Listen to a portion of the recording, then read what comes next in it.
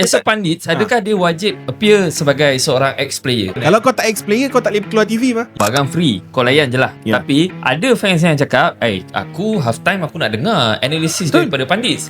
Kau cakap barang free tu orang yang tak bayar. Cuma yang dah bayar, Yang subscribe, yang tengok platform lagi satu tu yang dah bayar, dan diorang tengok juga pandit yang sama. So macam tak fair lah. Sebab dari segi bila kau bayar untuk something, kau expect orang tu well research, well prep. Assalamualaikum guys, welcome back to LM90 World Cup Special. Ini tempat kita bedah taktik lepas minit 90. So, aku masih lagi bersama dengan aku punya co-host interim Rohan dan juga geng Dah jadi host sekarang kau penyanyi boboiboy kita, iaitu saudara Ben.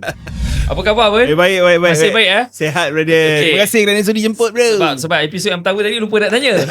Itulah tu. Aku tak biasa ditemu ramah oleh orang. Okay Ben, untuk konteks saya, ini podcast yang keberapa jemput kau? Uish, tak, kalau nak kira, okey lah, boleh kira lagi lah. Mungkin yang ke-8, yang ke-9 dalam career aku. Dalam career lah. Tak, sebab kau kena faham, aku datang daripada zaman yang tak ada podcast lagi. So bila podcast ni muncul mungkin 3-4 tahun yang lepas. Betul? Mungkin yelah, mungkin yang ke-8 atau yang ke-9. Untuk bola? Untuk bola ini mungkin yang kedua atau yang ketiga. Menarik Kau kenapa mata nampak macam barai sangat bro? Kau share sikit kau punya rutin tidur kau boleh tak? Dia World Cup ni jangan cerita pasal tidur. Dia senang cerita tak tidur. Datang sini pun tak tidur sebenarnya. Kita rekod ni pukul berapa? Lebih kurang selepas tengah hari, lunch time kan. Barai weh. Sebab kalau kau tanya aku Ben, aku punya World Cup schedule lah. Aku tak sure. Tapi kalau aku, memang aku tidur selepas maghrib, selepas isyak macam gitu. Dan aku drag sampai ke pukul 1 pagi.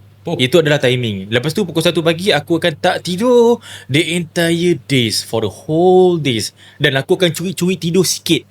Curi-curi tidur. Itu pun nap tengok nap. Itu nap. Tapi nap aku adalah dalam 2-3 kali jugalah. Dulu aku boleh buat macam tu.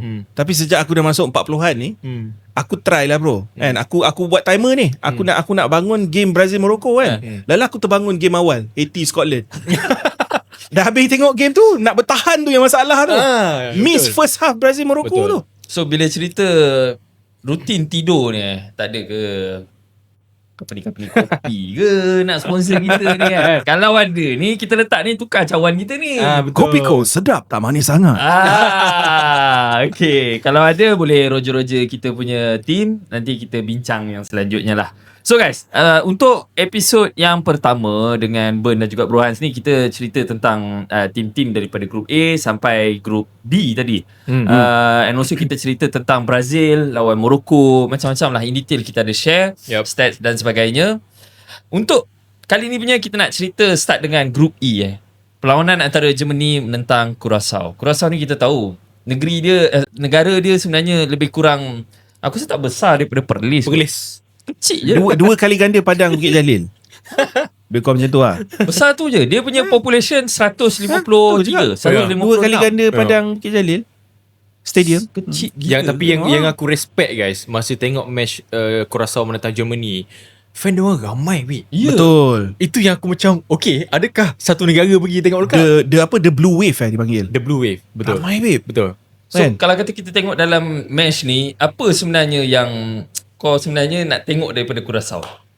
Okay, of course, the fact that they score their first goal lah kan. Sebab yelah, benda tu adalah benda yang bersejarah kan. Rare. Kau mesti nak tengok benda yang bersejarah, especially country Curaçao first time masuk ke World Cup dan sebagainya. Tapi aku expect diorang try to keep it tight lah. Kan? Tapi aku rasa diorang lari daripada konsep tu. Sebab daripada awal lagi kan, kau dah tahu game ni akan melibatkan 8-9 gol. Kau dah tahu dah. Sebab kau boleh nampak the amount of pressure that Germany put them under, even from the sebelum lagi gol Lucas Mecha tu. And daripada movement yang kau tengok antara si Kai Havertz dengan Musiala, dengan Florian Wirtz, dengan Leroy Sané dari sebelah kanan, kau boleh nampak dah movement diorang ni terlalu sukar untuk dibendung daripada player-player tu. Tapi Bro Hans, bila kita tengok confident level yang ditunjukkan oleh Curaçao dalam match ni, dia mungkin rasa lepas 1-1 tu diorang ada peluang untuk cari gol kedua. Apa pendapat? Tapi kan, dia macam gini lah. Ada orang komplain pasal game tu terlampau rigid, terlampau bertahan, dan diorang dapatkan result 1-1 let's say dan sebagainya. Tapi Curaçao tahu yang this is their first World Cup. Ini adalah momen historik. Dapat 1 gol tu pun dah kira macam oh ini dah lebih daripada segala apa yang aku pernah capai selama ni. Kau faham tak kat situ? Yeah. So bagi aku Curaçao dia ambil pendekatan nothing tulus tau. Dia orang just main je. Dia orang tak adalah main macam defensif sangat apa semua. Dia orang lebih bermain open, santai, tapi Dia try to play football lah. tapi yang aku suka pasal Curaçao, sistem dia orang pun best weh. Sistem how dia orang defend. Sampai kan kalau kau tengok 7 gol, tapi 7 gol tu sebenarnya is earn to get. Bukannya sekadar okay kau just dapat 7 biji gol. Bukan mistake daripada defender. Ya tak betul. ada, Tak ada. Benda-benda tu tak ada. Dia bukan macam Tunisia dengan Sweden tadi. itu lain. Itu lain. Itu lain. So that's why bila cakap pasal Curaçao, I have a huge admiration lah. Yeah. Pasal dia orang boleh score dalam first World Cup. Kalau kau pick apart one by one gol Havertz yang second, kau ambil gol Musiala angle yang susah, gol Havertz pun angle yang susah. Betul. It's not boleh nak kata senang-senang dia score. it's Even highly gol earned. Mecha punya gol pun is placing yang cantik kan. Dalam jebuk pasal Mecha, wow. Mecha aku tak tahu apa yang dia makan, tapi sejujurnya aku dapat vibe Jude Bellingham kat situ. Betul. Aku ingat lagi first goal dia untuk Dortmund dulu masa lawan tim gua lah masa Champions League kan dekat St James Park kan. Tak tahulah aura St James Park tu bagi dia menyemarakkan performance dia lagi, tapi kita tahu kan dia punya abang dia main untuk Felix Lucas Nemecha main untuk Leeds United. Kau boleh nampak kualiti dia bro bila dia bergerak. Dia punya interplay dia dengan the players. Sedap bila tengok dia. Kan sebab dia main that midfield role kan. And bersama dengan Pavlovic kan. And kau boleh nampak macam mana as a two dalam bahagian tengah tu diorang fluid gila. And diorang tahu diorang kan ada space, diorang kan ada time untuk control the game. Ini kira warm up lah untuk pasukan Germany. Next kita nak tengok perlawanan antara Ivory Coast menentang pasukan Ecuador ni ramai yang kata akan buat banyak upset. End up apa sebenarnya yang terjadi dalam match tu bro Hans? Ecuador Caicedo lepas tapi yang sekali yang gol Amad Diallo. Daripada Caicedo hype kepada Amad Diallo punya score settle. Masuk sub saja dah boleh score dah. Tapi bagi aku ini antara match yang is earn to get daripada Ivory Coast tu sendiri. Dan kita jangan lupa Ivory Coast baru saja mengbeat France dalam game yang sebelumnya, dekat situ. So bagi aku of course jalan diorang masih lagi panjang, dan bagi aku Ecuador sebenarnya diorang tak dapat lagi dia punya rhythm dalam World Cup kali ni.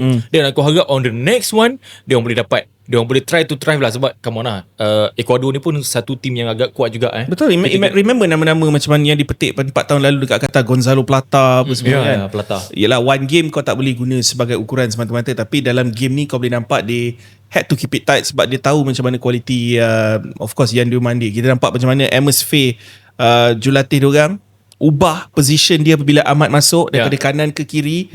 And kat situ kau boleh nampak dah kualiti yang dipamerkan oleh si Yan Diomande ni. Aku ada stat dia daripada game tu yang agak mengejutkan jugalah. Most touches 80 touches, 5 chances created, duels won 11 bro. 15 progressive carries, dan juga most passes in attacking third dengan 22. Dia ni direct gila Direct gila bro. Main sebelah kanan direct gila, badan sizing macam tu. Untuk player yang umur 19 tahun, ini yang kita biasa kadang-kadang kita ni bias sikit untuk player yang attacking. Kalau yang tadi Ayub Buadi tu kita tak sembang sangat. Betul. Kan? Kita tak katakan sangat. Even dia dah main lama dekat Liga A. Cuma untuk Diomande ni sekarang ni, of course lah Fabrizio Romano dah cakap lah ada direct contact Arsenal dengan Liverpool. Sekarang ni adakah kau expect harga dia akan melambung bro Hans? Sama. Aku expect harga dia akan melambung juga. Sama kita kena tahu daripada segi market pricing is involved dia banyak faktor. One of it adalah umur, performance sekarang, dan juga kelab yang cuba tarik dia. Ingat kalau let's say player ni bagus, kelab yang cuba tarik dia adalah Leeds United, dia takkan jadi macam itu. Tapi kalau kelab yang cuba tarik Liverpool, Arsenal, MU.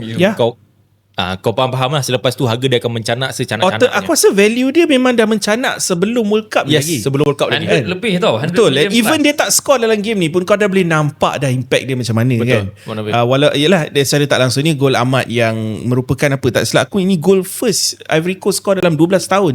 Betul. Sejak penampilan di World Cup di Brazil 2014 kan, tak silap aku kan. Tu zaman Drogba main lagi tu. Kau boleh nampak celebration dia orang lepas game ataupun waktu tu kan macam mana kan. Betul. Betapa bermakna ni untuk dia orang kan. Cuma sikit lah, Ecuador bagi aku sayang jugalah. Sebab kalau perasan dalam game menentang Ivory Coast ni, dia orang ada 2 kali kena tiang tau. So kalau tak ada tiang tu rasa boleh jadi 2 biji gol juga tu. Betul. 2-1 juga tu. So a bit unlucky lah. A bit unlucky Untuk jugalah. next match kita nak pergi kepada Group F. Pertemuan antara tim striker kesayangan Bern iaitu Alexander Isak.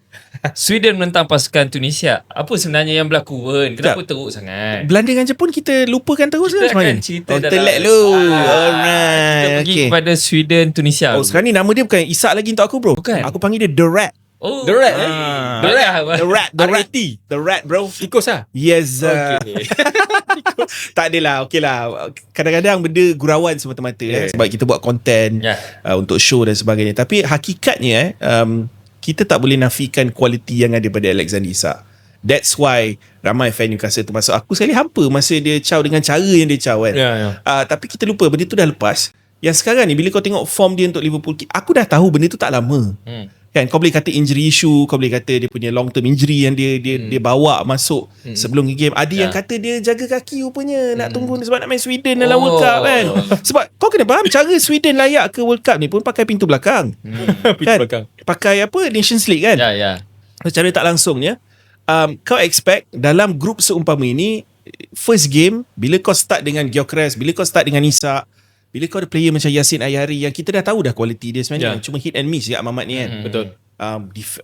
And of course overall kalau kau tengok squad Sweden tu actually dengan Goodmanson, Leeds punya flying fullback daripada belah kiri, they got very very good players sebenarnya yang boleh impact game and diorang pun main on the transition. And kita tahu Graham Potter punya quality walaupun dalam 2 klub terakhir dia dengan Chelsea dengan si West Ham ni tak berapa nak menjadi. Tapi kau tahu Graham Potter on his day is a good coach. Bila kali terakhir squad yang dimanage oleh Graham Potter mampu skor 5 biji gol? Ui. Good. Kau dah buka ke sejarah ni tu?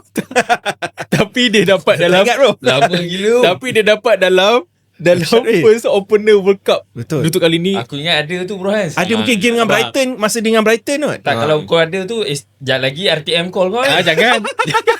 Besok awak free tak? Saya ingat saya perlukan awak lah. 2 jam lagi free tak? Awak pernah main bola peringkat-peringkat MSSM ke? MSSWP ke? Kalau ada menepati kriteria. Dia kata Tapi sikit Itulah aku lah, tanya. Sikit lah Bern. Kalau kau tak ex-player, kau tak boleh keluar TV apa? Ya, tapi sikit lah. Kenapa sebenarnya Bern? Boleh tak kau share sikit kat kita orang? Kalau kat Astro tak ada masalah. Kita As a tak, pandit, adakah dia wajib appear sebagai seorang ex-player? pemahaman dekat Malaysia ni, culture kat Lain. Malaysia ni is kalau TV aku pun tak cerita pasal Astro. Astro dah ubah tanggapan tu dengan adanya pandit yang bukan ex-player. Ya. Kan macam kau ambil contoh Kish, Faiz Gurun dan sebagainya. Tapi mungkin dekat siaran-siaran televisyen yang lain mereka masih lagi dengan konsep kalau kau ada knowledge pasal bola sepak dari segi kau pernah main sport tu Okay. di peringkat tertinggi dekat Malaysia, kau lah orang yang paling layak. Itu pemahaman dia orang. Kau lah orang yang paling layak nak cerita pasal bola. Tapi sebenarnya apa yang penonton nak tengok sekarang ni bukan pasal orang yang cerita taktikal semata-mata. Ya. Bukan orang yang pernah main bola saja yang boleh cerita. Kan banyak lagi unsur-unsur modern football ni melibatkan data, melibatkan Betul. sport science, banyak benda bro. Sebab apa? Benda ni jadi kecoh tau dekat track. Kita lari sikit lah. Sebab apa? Boring lah asyik cerita ni kan. Kita cerita benda yang tengah jadi isu sekarang. Contoh dekat track kan. Orang membandingkan tau. Kualiti yang sahabat tahun Astro bagi dengan apa yang RTM bagi.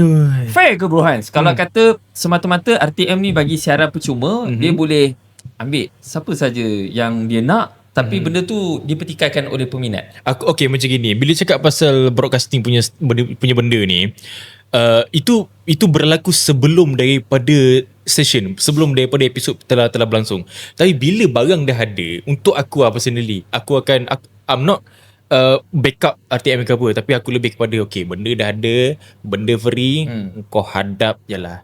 Tapi sebenarnya benda tu dah di-set sebelum dah.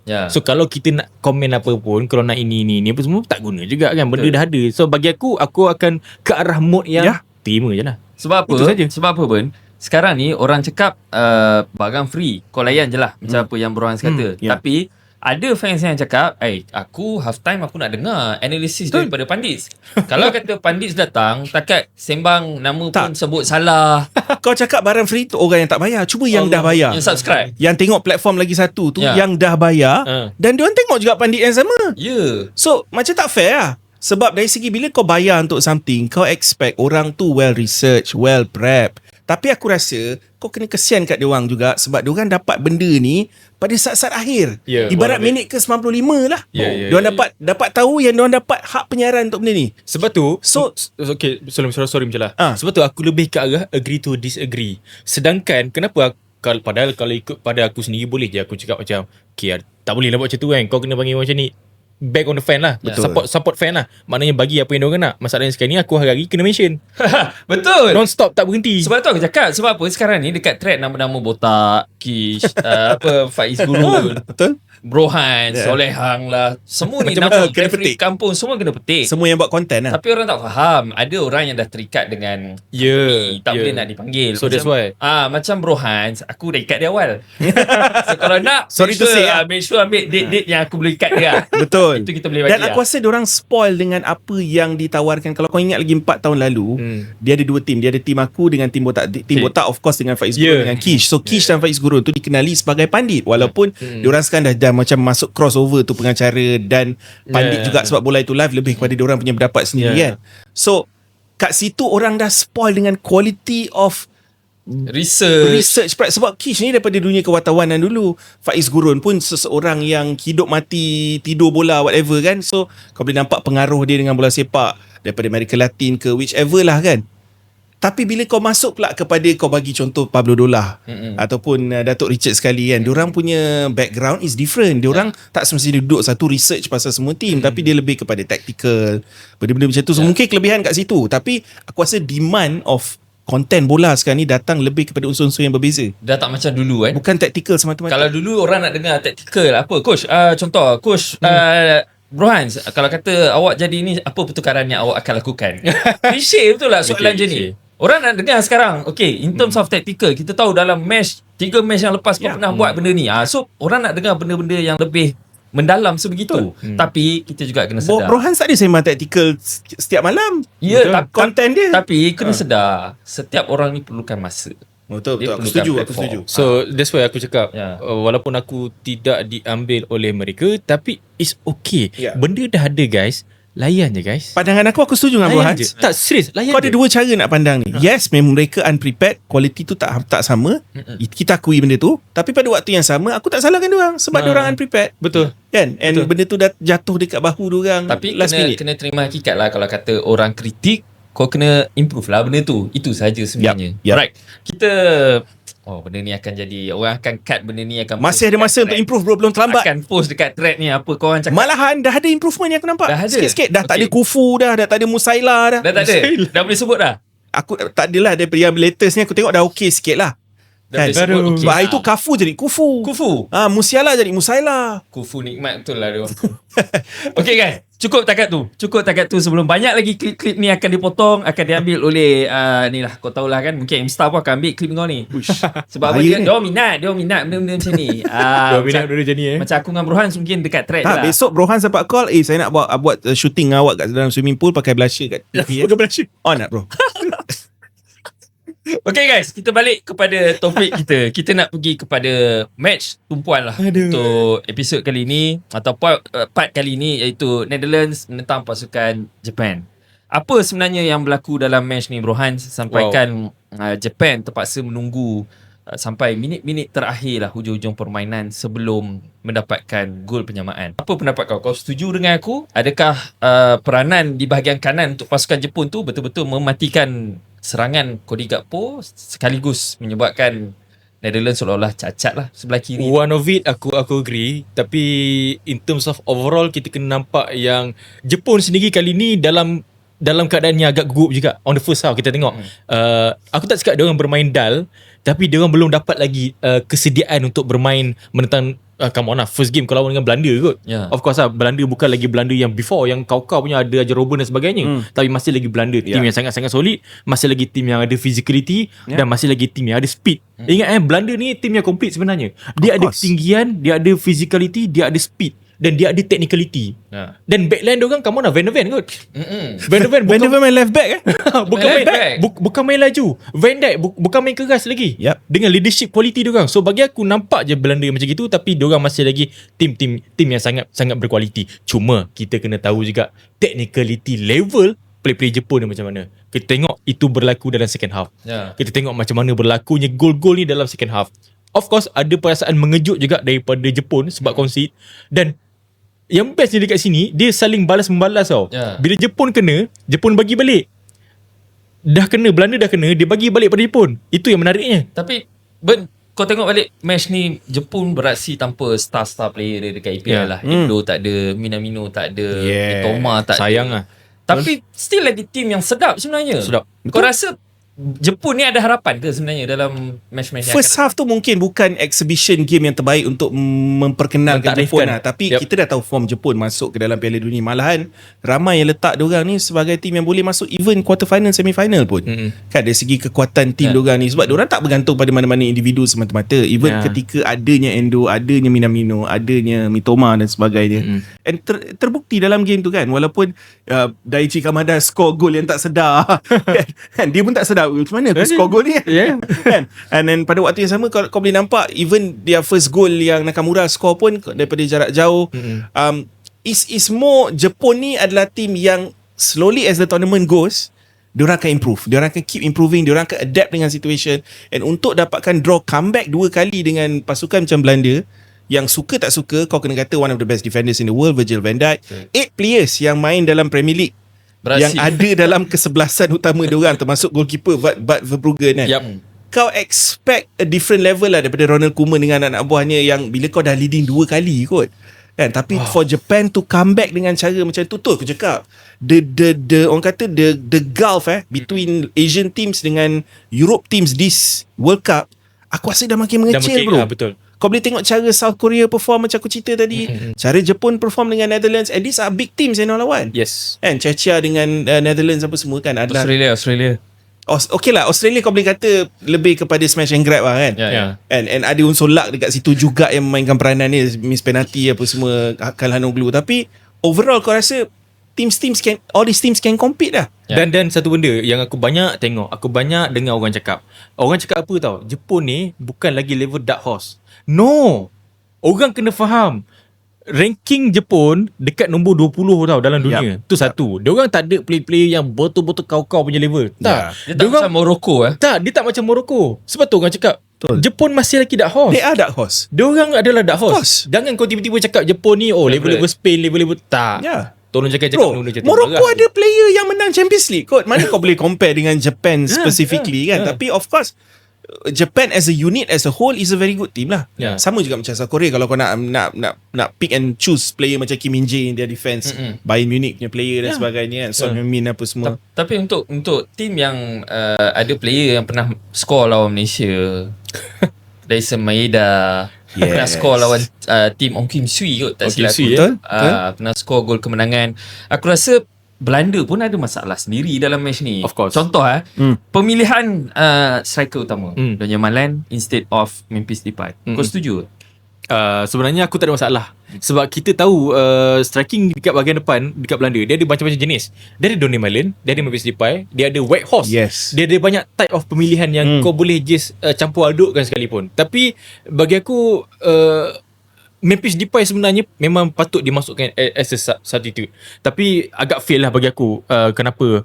Dan sebab Memphis Depay dalam game tu lebih banyak buat foul berbanding sepatutnya mencari gol. Dia ada option sebenarnya. Kalau kau dia banyak option. Performance Brian Brobbey dekat Sunderland this season superb. One of it. If you want a proper number 9 yang can hold up play, yang boleh drift in and out of the box, yang jenis poacher lah kan. Kau ada Brian Brobbey, kau ada Wout Weghorst mungkin dah old school sangat, kau tak nak pakai dia, kau guna Brian Brobbey. Ataupun kalau kau nak main that game yang bagi aku Memphis Depay player macam Donyell Malen ni lebih kepada obviously as a false nine lah kan. Because of their mobility dalam padang. So aku rasa itu yang favourite sekarang ni. Tapi masalah dia, kalau kau pakai false nine dalam match yang kau tahu Jepun ni dia bukan tim yang paling kuat dia ada sekarang ni, banyak key player tak ada, of course dia akan play a bit konservatif. Dia akan bertahan sikit. Kalau kau pakai false nine, kau rasa kau hilang satu outlet. Aku setuju. Kalau kata kau pakai target man, itu akan bagi advantage untuk kau sebenarnya. Kau ada player yang besar dekat depan. Untuk crossing, kau akan receive banyak bola. Tapi mungkin disebabkan adanya Hapo dan juga aku baru nak cakap Semoville. Sebab diorang ni bukan players yang akan cross pun. So it's more like kau ada 3 forward yang semuanya sebagai inverted forwards Sebab yang tu, bermain dalam kesebelasan utama. that's why dia letak Donny Malen kat situ as a false nine, sebab dia nak make sure Gakpo dengan Somerville ni pergi ke depan lagi Exactly. untuk try to attack the goal. Bagi aku tak ada salah pun untuk letak Donny Malen ke, letak Weghorst ke, Depay ke dan sebagainya kat situ. Cuma bagi aku dia patut lebih terbuka lah bagi aku komen. Betul. Sebab aku nampak dia macam satu arah sangat ni. Yes. Macam dekat belakang dia terlampau fokus pada macam bodybuilder semua.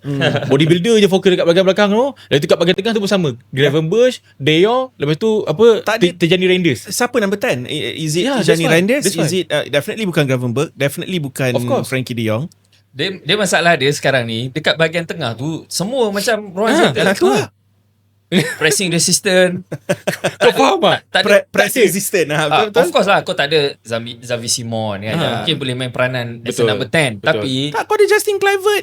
nampak macam kau takut tau nak buat Kau pertukaran ada tu. Noah Lang on the bench. That's why That's why bila bahagian tengah kau dah bodybuilder, kat bahagian belakang kau bodybuilder. That's why kat bahagian depan tu dia nak letakkan player yang agile tau.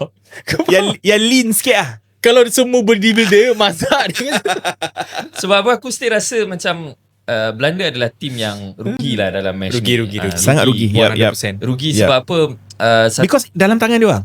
Dalam tangan dia orang, dan gol kedua tu aku still rasa Van Dijk patut dapat lah bola tu. Ya, betul. It's avoidable lah. Ya. Betul. Kan, sebab kalau kau ambil kira pula gol Belanda, Somerville punya gol was a very clean goal. Dia punya placing dia, kau boleh argue juga gol Nakamura, the first goal was a very good goal kan. Wow, superb.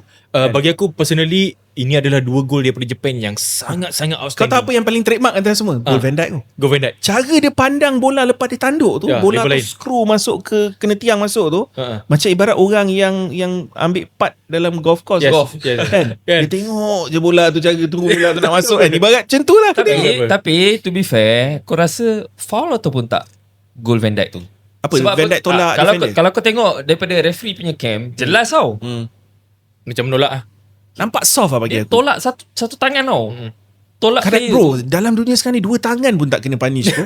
Tapi Berapa banyak kali kita tengok foul macam tu, 2 tangan tak kena. Benda-benda kecil macam ni sebenarnya yang sering dipertikaikan. Orang course. still rasa macam Van Dijk punya goal tu foul. Macam Arsenal punya isu lah Benda dalam EPL. subjektif aja. Subjektif. Terlalu subjektif. So kau rasa Aku rasa too soft kalau kau batalkan gol sebab benda macam tu kan. So bagi aku, untuk dia placing bola macam tu is vintage Van Dijk. Sebab Van Dijk even last season, di season yang baru lepas ni, banyak kali dia tunjuk dalam situasi bola mati dalam in the box, if ada crosses yang masuk, dia seorang poacher dari segi tandukan, dari segi aerial ability dia yang teramatlah baik. Tapi yang aku sangat-sangat rate untuk this match Burn, is actually aku rate gila Japan Burn. Kenapa? Gol Nakamura tu is coming from out of nowhere. Yeah. Dia seolah-olah macam tak ada build up langsung. Dia bawa ke situ selit sikit, pap. Betul. Bukan dia main dengan laju. kupuh kan? Dia bagi low rocket kat bawah Ya. Dan yang gol corner, second goal tu, Ya. kau tengok hantaran corner tu macam mana Burn? Betul. Punya solid. Dia punya Pinpoint. laju pinpoint satu. Kau bayangkan, macam aku cakap tadi, dekat belakang Belanda semua bodybuilder tau. Yeah. So macam mana player yang renek macam gitu boleh buat header bukan main sharp daripada jarak yang agak jauh. Betul. Superb gila. Betul bro, Mickey van der Ven, Jan Paul van Hacker, Van Hacker and Van Dijk all tower bro. right back tu apa nama? Inter punya right back tu. Dumfries. Denzel Dumfries ya. Gila, semua macam bodybuilder, semua macam KCC kat Denzel belakang. Dumfries Real Madrid Dia lah sekarang Yup. Denzel Dumfries Real Madrid now. Sorry, Ya. minta maaf, saya minta maaf. Kita kena betulkan sini So Right. next, Belanda akan menentang pasukan Sweden. Satu match yang kita tahu, ini baru game World Cup yang Baru orang akan baru game World Cup. Damn. bagi tumpuan.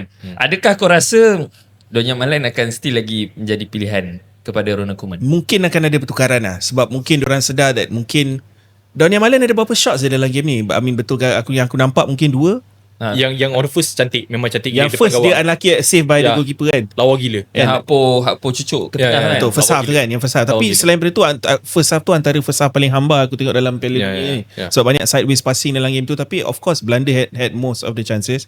Aku rasa aku expect akan ada pertukaran. Takkan Koeman nak stick dengan something yang Should be lah. truly, bukan nak kata tak function, tapi nampak macam ada kekosongan kat bahagian depan. Untuk Jepun bro Hans, Okay. kita tahu Ritsui Doan Eintracht Frankfurt punya player ni, dia boleh main banyak position. Dia boleh main tempat kubur dia boleh main, attacking boleh main, belah kiri kanan dia boleh main. Adakah untuk next match menentang pasukan Tunisia ada perubahan taktikal kau rasa? Aku rasa Japan sepatutnya stick dengan apa yang dia orang buat daripada segi formation, daripada segi taktikal semua boleh stick dengan apa yang berlaku dalam match Belanda ni. Sebab aku suka sebab apa? Cuma persoalan aku sekarang ni, kenapa on the first half tu Japan telah macam tercari-cari dan dia orang main defensive gila. Dan dia orang bila segang pun dia orang dah jadi macam Afrika yang first game tu. Dia macam agak nervous. Kita nampak dekat situ. It's fair. Mungkin sebab tak ada nama-nama besar macam apa Mitoma, Indo dan sebagainya kan, tak ada. Sampai apa Indo punya jersey dia letakkan dekat bench dia letak bench kat situ kebanyakan punyalah dia orang nak rasa kehadiran sosok yang besar dah dekat situ. Bagi aku Japan sepatutnya stay dengan apa yang dia orang buat sekarang ni, tapi mentality just make it like kau pernah lawan tim ni, kau dah biasa main World Cup. So Japan kena buat benda tu. Next match adalah menentang pasukan Tunisia, betul? Tunisia. Aku satu perkara yang mungkin kita kena sentuh juga adalah dari segi build up. Japan punya build up memang nampak mudah gila dipatahkan. Betul. Dia tak boleh nak build up ke bahagian wide, terus saja kepada Suzuki, target dia punya striker dekat depan. Betul. Dia banyak berharapkan pada transition lah. Masalah dia orang ni quick in transition tau. Tapi kau akan jumpa tim yang nothing to lose macam Tunisia. Tak ke kau rasa build up yang sebegini tak lagi selamat? Kalau kata kau lawan dengan Belanda, of course Belanda ni dia akan cuba untuk menang second ball. Sekarang ni Tunisia, dia tak kisah pun pasal benda tu. Betul. Adakah pendekatan yang sama dari segi build up ni boleh dikekalkan? Aku suka kau sebut tentang match up dia. Sebab ialah cara Tunisia main, kau kena fikir juga berbekalkan kekalahan besar yang diorang alami dalam first game. So diorang akan desperate sebab diorang tahu ada kemungkinan besar ada 3 tim yang boleh layak daripada grup ni. And so kau just kena secure points sama ada kau dapat 1 win ataupun 2 draws. 1 draw mungkin susah lah kan. Tapi diorang akan start fikir that diorang have to go all out lah to find goals, to find. So aku rasa benda tu akan benefit Japan secara tak langsung ni, sebab Japan drew the game. Diorang tak desperate lagi, tapi Japan pula atas kertas kau dah tahu dah diorang akan target game ni daripada mula. Diorang dah tahu dah Belanda, Sweden mungkin a bit tough, tapi Tunisia mungkin adalah team yang diorang boleh target as a chance for 3 points. Kan? So aku yakin match up yang kau katakan tu akan suit Japan dalam game ni. Lebih menguntungkan Jepun lah Betul. sebenarnya. Even if diorang dominate possession, akan ada enough moments dalam game ni di mana on transition Japan boleh ambil kesempatan daripada Tunisia punya. Sebab Tunisia kalau kau tengok diorang capitulate bro. Diorang bocor sendiri. Banyak sangat defensive mistake yang berlaku dalam game lawan ni kan. Aku rasa kalau Japan study game tu, diorang terapkan benda yang sama dari segi high press tu, mungkin boleh dapat kelebihan kat situ. Mungkin menang lebih besar for all you need to. Sweden Sikit lah. Itu masalah aku pasal World Cup kali ni. Of course ada banyak gila tim yang diorang masukkan berbanding yang before. Tapi masalah dia apa tau? Terlampau banyak tim yang nervous. Nervous tu clear sampai diorang prone to buat mistake, prone to build up pun tak boleh go, menerima attacking opponent pun dalam cara yang bagi aku agak tak sesuai, sampai ada game yang agak dull dan sebagainya. You know, tak ada game yang konsisten, momentum dia pun sama. So that's why ini ada kekurangan lah dalam this World Cup. So aku rasa cukup untuk review part Complete. tu ni. Kita dah sembang Complete. siap masuk part RTM, Astro, Semua pakai masuk. ni. Mungkin lepas ni korang akan dapat banyak job World Cup lagi. Benda yang current lah. Kita doakan lah Sama ada kita dapat banyak job ataupun mungkin kita akan jadi dapat rezeki lah. Aku harap lah. Okay. So kita sebenarnya kesutukan masa lah sebab apa, kita bukannya disponsor oleh company-company besar bro. Kita boleh curi masa burn lama-lama. So ini adalah part yang kedua, episod yang pertama banyak juga benda yang kita orang discuss. Kalau kata korang belum tengok, jemputlah pergi tengok video tersebut. Aku terpaksa potong. Kita ucapkan terima kasih banyak-banyak pada Burn dan juga kepada Bro Hans sudi masuk sebagai interim host. InsyaAllah akan ada ayat interim aku tak boleh. Ruben Amorim. Akan ada lagi video-video akan datang kita bersama dengan Bro Hans dan juga Burn. Doakan kalau kata korang suka dengan kita orang bertiga, komenlah dekat bawah banyak-banyak supaya kita punya producer tengok dia happy. Bolehlah kita bergandingan lagi lepas ni. Siapa rindu Cak Ye beritahu. Kalau rindu Cik, mohon komenlah dekat bawah. Alright guys, itu saja untuk episod yang kedua LM90 World Cup Edition, World Cup Special, yang mana kita dah bedah taktik banyak gila. Jemput tengok daripada awal. Jangan lupa untuk subscribe YouTube LM90 dan juga follow lah kami di semua platform media sosial, IG, TikTok, Facebook, macam-macam yang kita dah prepare untuk korang. InsyaAllah kita akan release video dengan lebih kerap. Kalau kata ada rezeki, kita jumpa lagi dalam episod yang seterusnya. Assalamualaikum.